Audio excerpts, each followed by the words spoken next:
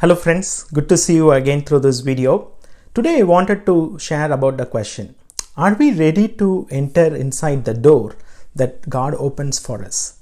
Are we ready to get inside the door that God opens for us?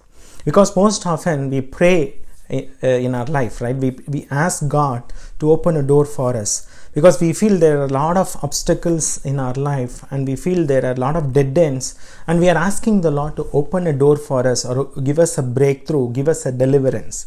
But when the moment God opens a new door for us, a way for us, are we willing to enter in the door? Are we ready to go inside the door, pass through the door? That's what we are going to think today.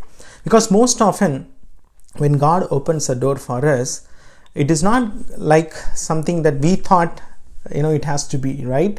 Sometimes when the door God opens, if it is different than what we thought, or if we feel it's more challenging for us, or if we are frightened about that, what we do is, instead of going inside the door, we are trying to put ourselves away from the door, right? We are not willing to enter into the door. So thereby we are missing the purpose of the Lord.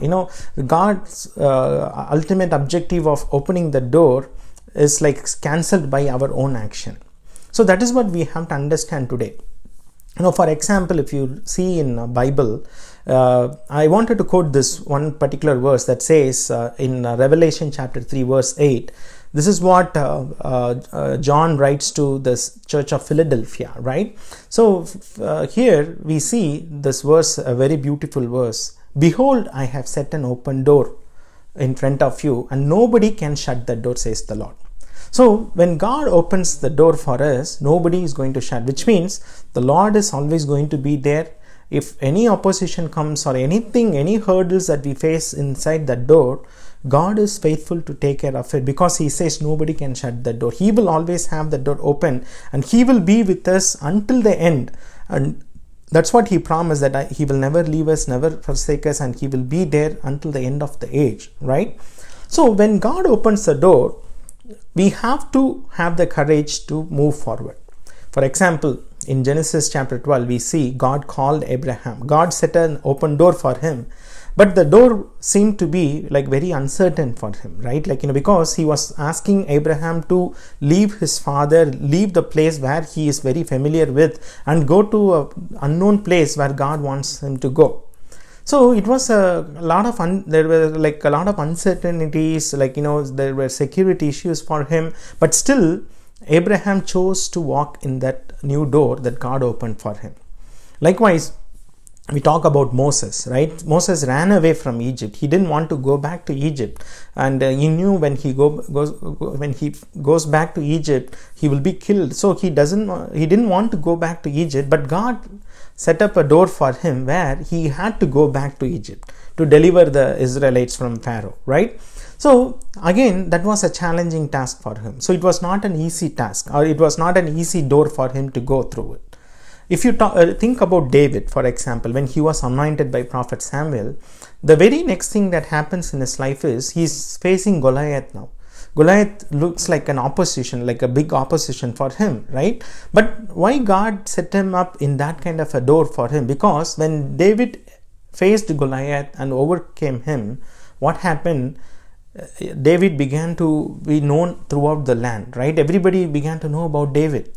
So it was like a stepping stone for David to fulfill God's purpose, and that is why he had to go through that door.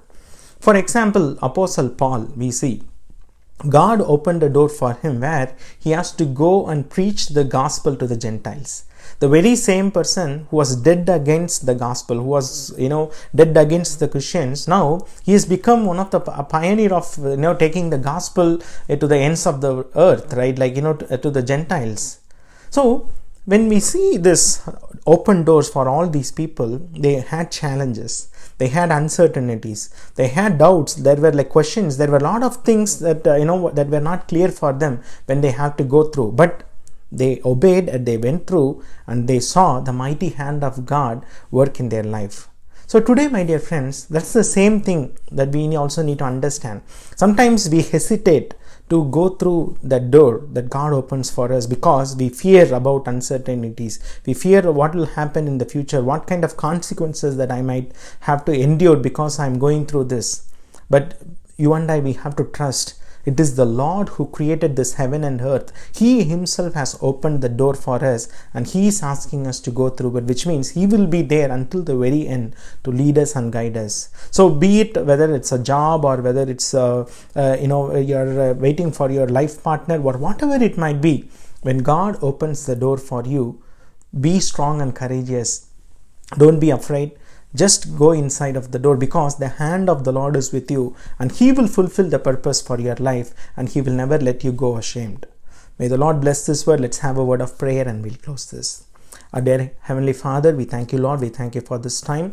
Lord, we thank you for helping us to understand the importance to go forward inside the door that you open for us, Lord, because we know that everything that you do is for our good, and there is a purpose and a plan behind everything that you do in our life. So when you open a door for us, Lord, instead of worrying about the uncertainties, instead of thinking about the questions and the consequences, help us to move forward, knowing with the confidence that the Lord is with us, and you will never leave us, and you will never forsake us. We once again thank you for your grace and strength. In Jesus' mighty name we pray. Amen.